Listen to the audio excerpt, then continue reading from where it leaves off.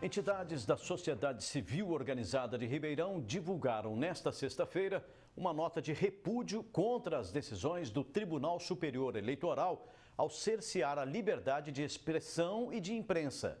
As associações e sindicatos consideram preocupante a escalada de decisões judiciais. No documento, as entidades ressaltam que, abre aspas, a liberdade de imprensa é uma garantia para o exercício do jornalismo profissional e do direito do cidadão de ser informado. Fecha aspas. Assinam o texto as associações comercial e industrial, de arquitetura e engenharia, a CDL, o Sincovarp, o Observatório Social e o Grupo Ribeirão 2030. Essa decisão do TSE que censura os meios de comunicação ainda repercute em todo o país. Nós vamos acompanhar agora uma entrevista com a jurista Samantha Mayer. Ela se mostrou preocupada e espera que a medida seja revista o mais breve possível.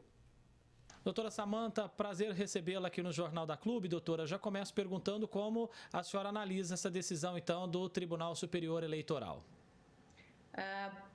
André, é um prazer estar aqui no Jornal da Clube. Eu analiso com muito medo essa decisão do Tribunal Superior Eleitoral, porque eu entendo que é um precedente perigoso, é uma decisão que viola a liberdade de expressão e a nossa Constituição de 88 se caracteriza por ser uma Constituição que assegura a liberdade na sua maior amplitude, assegurado a liberdade de pensamento, a liberdade artística, a liberdade de expressão e a liberdade de imprensa. Isso envolve também o direito a se ter uma opinião. Isso não quer dizer que a gente vai exercer esse direito de maneira irresponsável. A própria Constituição estabelece limites, como o direito de resposta, a indenização por danos materiais e morais e também os aspectos penais, calúnia, difamação e injúria. Essa decisão do TSE é uma decisão que viola a liberdade de expressão e estabelece uma censura. É uma decisão que, na análise da senhora, pode causar um efeito cascata. A gente sabe que hoje a maior prejudicada, digamos assim, com essa censura é a Rádio Jovem Pan News, o seu sistema de comunicação e também alguns outros canais e jornalistas independentes. Mas é uma decisão que pode acabar resvalando, atingindo outros meios de comunicação?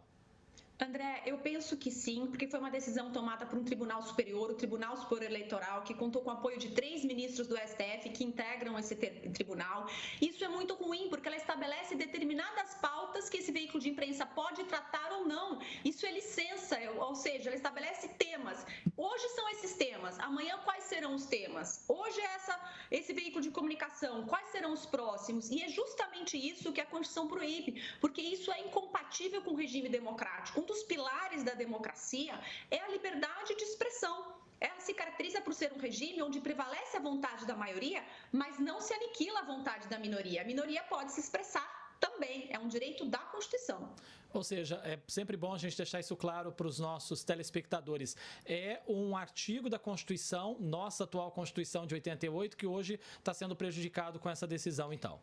Eu vou além, é mais de um artigo, né? Porque tem o artigo 5º, que assegura expressamente a liberdade de expressão do pensamento, a gente tem a liberdade artística, a gente tem expressamente a vedação, a censura e a licença, e no artigo 220 a gente também tem a liberdade de imprensa e a liberdade de comunicação, ou seja, eu tenho muito mais artigos na Constituição falando sobre a liberdade de expressão, justamente porque é um dos pilares essenciais da democracia. Eu não acredito em democracia sem uma imprensa livre.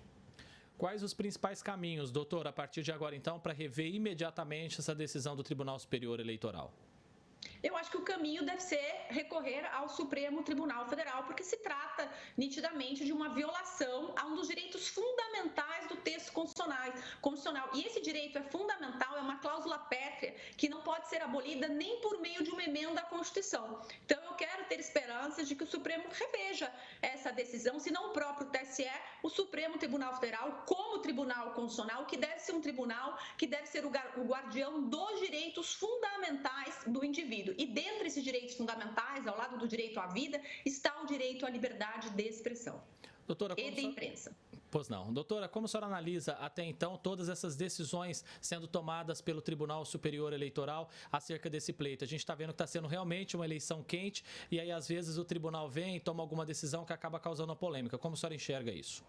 Eu acho isso ruim para o sistema, ruim para o próprio sistema eleitoral, porque isso tem gerado uma indignação por parte da população em razão dessas decisões, e eu acho que o Tribunal Superior Eleitoral perde com isso, e as eleições também. É claro que é um momento delicado em que o tribunal tem que balizar um candidato e outro, mas isso não pode servir de pretexto para se violar direitos fundamentais previstos na Constituição, e vou além, direitos humanos, porque a liberdade de expressão e a liberdade de imprensa estão previstas nas declarações de direitos do homem. Então, eu acho que o TSE e mesmo o Supremo Tribunal Federal deveria voltar ao seu posicionamento anterior que ocorreu nas demais eleições, até porque essa questão da fake news, ela é polêmica por si só, porque a gente não tem um tipo penal fake news e nós estamos no Estado de Direito, não é? Onde eu preciso de uma tipificação, não há crime sem lei anterior que o defina. É claro que é um campo novo, mas a gente tem que estar sempre atento aos preceitos e aos direitos previstos no texto constitucional.